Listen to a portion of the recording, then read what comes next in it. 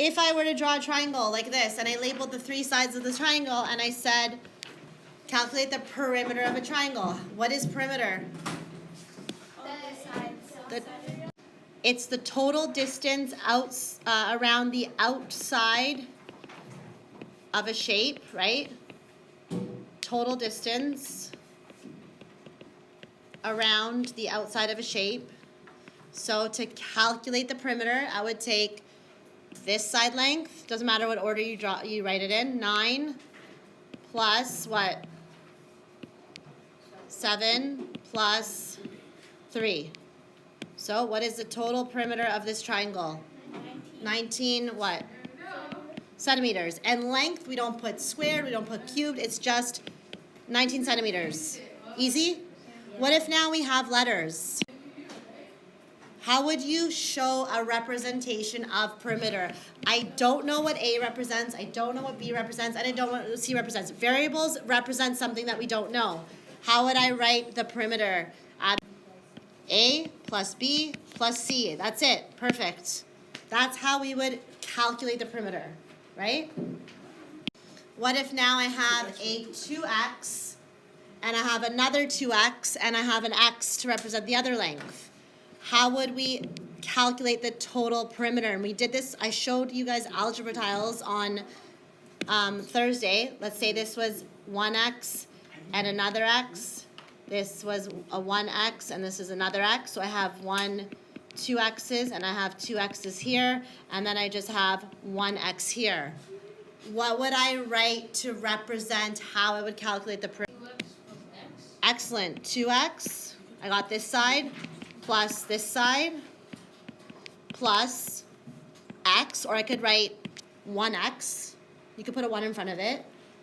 Now, can I simplify? I want a simplified expression. It's not an equation because I can't solve it. I don't know what an x is. It just represents something. How would I make that shorter? Yes? Don't forget the 1. So I have 2 x's plus another 2 x's would give me 4 x's. Plus, don't forget there's another x here. 4x plus 1x is 5x. So that's the perimeter. That's it. For this one, before we even do anything, we're going to do what we've been doing, representing how to calculate the perimeter. For perimeter, I would take this side length and I would add it to this side length, and then I would add this side length, right? I'm adding all the side lengths. So the first side length is represented by 4x plus 2, right? That's the representation for that side length. The next side length would be 2x plus 1.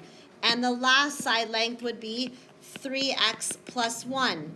It's not 6x. You cannot take 4 x's and add 2 to that because I don't know what x is. That does not mean 6 x's. It means I have 4 x's plus I have 2 units, okay? Plus I have another 2 x's and an extra unit. Think of this like a little square, like 2 cubes. So we just count the x.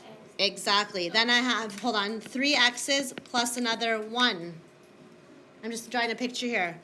I have 4 x's, 1, 2, 3, 4, plus those 2 little squares. I'm just drawing pictures to show you the representation. Then I have 2 x's plus a little 1. Then I have 3 x's plus a little 1. Okay, so how do we simplify it? You can only add what together? You can only add the x's together. So 4 plus 2 Yep. plus 4 x's plus 2 x's plus, 3, which equals 9. yeah, you can only add your x's together. So let's start by doing that, yep. So the first thing you're gonna do, is add all the x's together. So I'm just gonna rewrite it so that they're together. I have 4 x's plus 2 x's plus 3 x's. This can be added together because they're all the same. Then after, we're gonna take our units. I have a 2, and then I have a 1, and then I have another 1. Does that make sense so far what I'm doing? You can add these together. You're simplifying it, you're just making it shorter, yep. So, Kareem, altogether, how many x's do I have? What's 4x plus 2x plus 3x? How many x's? 9 x's. Raise your hand if you got that for the first part. Now remember, we have 9 x's and, in math, and means plus, right? We have 9 x's and we have how many ones? 2 plus 1 equals, this is your answer, believe it or not.